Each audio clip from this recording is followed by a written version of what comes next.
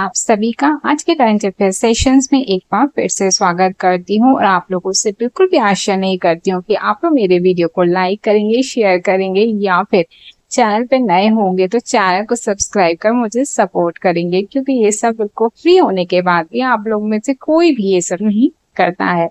चलिए हम आज के पहले क्वेश्चन पे चलते हैं। निम्न में से किस दिन हर साल कूटनीति में अंतर्राष्ट्रीय महिला दिवस मनाया जाता है? ए 21 जून, बी 22 जून, सी 23 जून या डी 24 जून को। तो कूटनीति में अंतर्राष्ट्रीय महिला दिवस जो आपका मनाया जाता है वो मनाया जाता है आपका 24 जून को। वहीं अगर हम बात करें अंतर्राष्ट्रीय महिला दिवस की यानी इंटरनेशनल वुमेन्स डे की बात करें तो ये आपका मनाया जाता है कब? 8 मार्च को।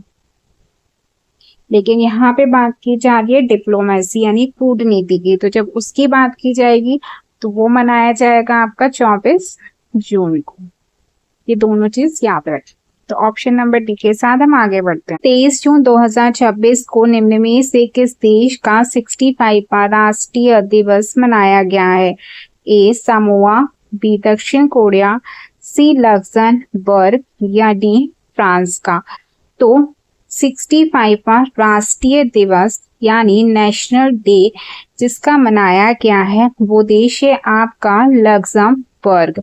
ऑप्शन नंबर सी आपका सही हो जाता है। लक्समबर्ग जो है वो आपका पश्चिमी यूरोप का एक छोटा सा क्या है, स्थल रोध यानी लैंडलॉक देश है जो चारों तरफ से क्या है, लैंडलॉक देशों से घिरा हुआ है, जिसकी राजधानी अगर देखें तो वो आपकी लक्समबर्ग सिटी है। याद करना बहुत इजी है। लक्समबर्ग की सीमाएं आपकी जिससे लगती हैं वो है आपका बेल्जियम, जर्मनी और फ्रांस। ये 3 देशों से इसकी सीमाएं लगती हैं। यह दुनिया के सबसे समृद्ध देशों में से एक माना जाता है। लक्समबर्ग यूरोपीय संघ, नाटो और संयुक्त राष्ट्र का क्या है, सदस्य देश है। यहाँ की जो आधिकारिक भाषाएं हैं वो आपकी लक्समबर्गिश, फ्रेंच और जर्मन है। यहाँ की मुद्रा यूरो तथा यह दुनिया का एकमात्र ग्रैंड डची देश है। गुजरात सरकार ने पूर्व अग्निवीरों को सरकारी विभागों में क्लास 3 पदों पर सीधी भर्ती में कितना प्रतिशत आरक्षण देने की घोषणा की है? ए 10%, बी 20%, सी 30% या डी 40%। तो यहाँ पे बात की जा रही है अग्निवीरों को जिनको सरकारी विभागों में क्या दिया जा रहा है, आरक्षण दिया जा रहा है। किसमें? क्लास 3 के पदों पर। तो कितने प्रतिशत आरक्षण दिया जा रहा है? तो वो दिया जा रहा है 20%। तो ऑप्शन नंबर बी आपका सही हो जाता है। आपका निम्न में से कौन उल्लास पहल के तहत भारत का छठा पूर्ण साक्षर राज्य बन गया है? ए मध्य प्रदेश, बी बिहार, सी तमिलनाडु या डी उत्तराखंड। तो उल्लास पहल की बात की जा रही है। उल्लास पहल आपका किससे संबंधित है? तो वयस्कों को साक्षर करने से संबंधित है। इसमें छठा पूर्ण साक्षर राज्य जो आपका बन गया है भारत का वो है आपका उत्तराखंड। ऑप्शन नंबर डी आपका सही हो जाता है। इस परियोजना की तो उल्लास का जो पूरा नाम है वो है understanding of life long learning for all in society. नव भारत साक्षरता कार्यक्रम यानी न्यू इंडिया लिटरेसी प्रोग्राम के नाम से भी क्या किया जाता है, जाना जाता है, जिसकी पहल हमारे शिक्षा मंत्रालय द्वारा की गई थी। इसका उद्देश्य जो है आपका वो है 15 वर्ष और उससे अधिक आयु के जो गैर साक्षर वयस्क हैं उनको क्या करना, साक्षर बनाना है। यह योजना आपकी 2022 से 2027 की अवधि के लिए लागू की गई थी। उल्लास का लक्ष्य देश में 100% साक्षरता प्राप्त करना है।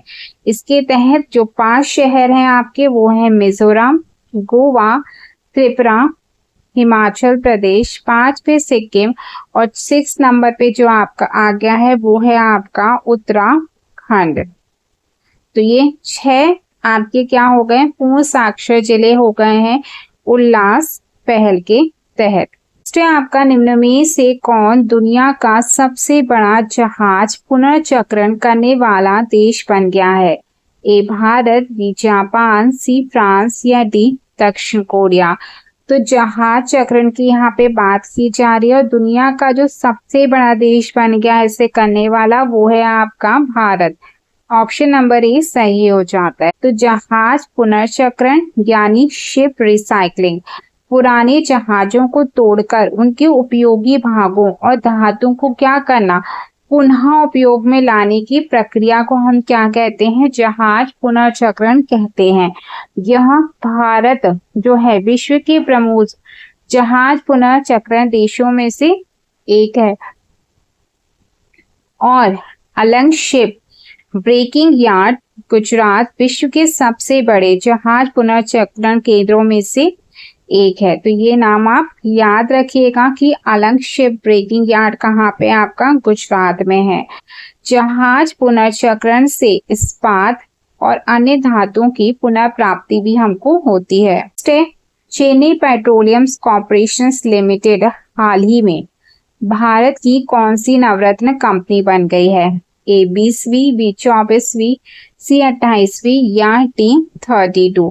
तो चेन्नई पेट्रोलियम कॉर्पोरेशन लिमिटेड, जिसे हम शॉर्ट में CPCL बोलते हैं, भारत की नवरत्न कंपनी में शामिल हो गई है और ये 28वें नंबर की कंपनी है। नेक्स्ट है आपका निम्न में से किसके द्वारा भारतीय तट रक्षक बल में शामिल किए गए पहले स्वदेशी एयर कुशल वाहन ACV H5561 का निर्माण किया गया है? ए DRDO के द्वारा, बी चोंगुल्स एंड कंपनी प्राइवेट लिमिटेड के द्वारा, सी लॉर्सन एंड टूब्रो के द्वारा या डी कोचिन शिपयार्ड के द्वारा। तो भारतीय तटरक्षक बल में एक स्वदेशी एयर कुशल वाहन ने क्या किया है, शामिल हुआ है, जिसका नाम है H561। इसका निर्माण जिसने किया है वो है आपका chocolate and company private limited ने। तो ऑप्शन नंबर बी आपका यहाँ पर सही हो जाता है। नेक्स्ट है आपका Lionel Messi FIFA World Cup में सबसे ज्यादा गोल करने वाले खिलाड़ी बन गए हैं। वे किस टीम से संबंधित हैं? ए अर्जेंटीना, बी पुर्तगाल, सी फ्रांस या डी जर्मनी। तो लियोनेल मेसी फुटबॉल का एक फेमस नाम, फीफा वर्ल्ड कप में सबसे ज्यादा इन्होंने क्या किया, गोल करने वाले खिलाड़ी बन गए हैं और ये जो आपके हैं ये आपके अर्जेंटीना के हैं। आपका जो हुआ था 24 जून 1987 को रोजारियो में हुआ था। रोजारियो आपका कहाँ पे है, अर्जेंटीना में है। ये अर्जेंटीना के राष्ट्रीय फुटबॉल टीम के कप्तान भी हैं। तो ये किस खेल से संबंधित है, फुटबॉल से संबंधित है। मेसी को फुटबॉल इतिहास के महानतम खिलाड़ियों में से एक माना जाता है। इन्होंने 2022 फीफा विश्व कप में अर्जेंटीना को विश्व विजेता बनाया था। वे रिकॉर्ड 8 बार बैलन ड'ओर पुरस्कार जीतने वाले भी व्यक्ति हैं। उन्होंने अपने कैरियर का अधिकांश समय बार्सिलोना क्लब के साथ बिताया है। वर्तमान में वे इंटर मियामी क्लब के लिए खेलते हैं। नेक्स्ट बलम खीरा को हाल ही में GI टैग दिया गया है। यह किस राज्य से संबंधित है? ए छत्तीसगढ़, बी बिहार, सी तमिलनाडु या डी मध्य प्रदेश। तो बलम खीरा को अभी हाल ही में GI टैग मिला है और ये आपका है मध्य प्रदेश का। तो ऑप्शन नंबर डी आपका यहाँ पर सही हो जाए। खीरा की बात करें तो ये मध्य प्रदेश की एक पारंपरिक कृषि उपज है। हाल ही में भौगोलिक संकेत यानी GI टैग प्रदान किया। इसका मुख्य रूप से निर्माण क्षेत्र में इसे क्या किया जाता है, उगाया जाता है। इम्पोर्टेंट पॉइंट, बलम खीरा अपने स्वाद, आकार और गुणवत्ता के लिए जाना जाता है। नेक्स्ट है, निम्न में से किस राज्य में भारत का पहला 3D printed artificial reef modules लगाया जाएगा? ए मध्य प्रदेश, बी पश्चिम बंगाल, सी तमिलनाडु या डी बिहार में। तो भारत का जो पहला 3D printed artificial reef module लगाया जाएगा वो आपका तमिलनाडु में लगाया जाएगा। तो ऑप्शन नंबर सी के साथ हम नेक्स्ट क्वेश्चन पे हमारा वर्ष 2013 में नोबेल विजेता फ्रांसवा एंगलर्ट को किस क्षेत्र में नोबेल पुरस्कार से सम्मानित किया गया था, जिनका 93 इयर्स की आयु में निधन हो गया? ए भौतिकी, बी शांति, सी औषधि या डी अर्थशास्त्र के क्षेत्र में। तो यहाँ पर बात जिनकी हो रही है वो है आपका फ्रांसवा एंगलर्ट की। इन्हें 2013 में क्या किया गया था? नोबेल पुरस्कार दिया गया था। किस क्षेत्र में दिया गया था? तो ये दिया गया था फिजिक्स यानी भौतिकी के क्षेत्र में। ऑप्शन नंबर ए आपका यहाँ पर सही हो जाता है। नोबेल पुरस्कार विश्व का सबसे प्रतिष्ठित अंतर्राष्ट्रीय पुरस्कार माना जाता है, जिसकी स्थापना स्वीडिश वैज्ञानिक अल्फ्रेड नोबल की वसीयत के आधार पर क्या की गई थी। इसका पहला पुरस्कार जो था वो 1901 में दिया गया था।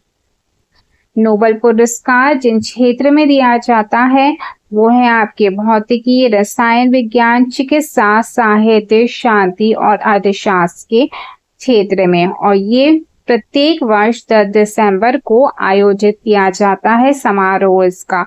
शांति पुरस्कार आपका ओस्लो नॉर्वे में दिया जाता है, जबकि अन्य जितने भी पुरस्कार हैं आपके वो स्टॉकहोम स्वीडन में प्रदान किए जाते हैं। निम्न में से किस बीमारी के इलाज में हाल ही में चर्चित टैप्लीजुमेब नामक दवाई का इस्तेमाल किया जाता है?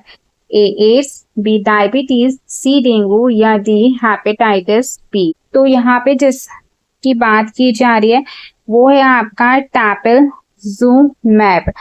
टैप्लीजुमेब नामक ये जो दवाई है काफी चर्चित है और इसका इस्तेमाल हम जो करते हैं वो करते हैं आपके डायबिटीज यानी मधुमेह में।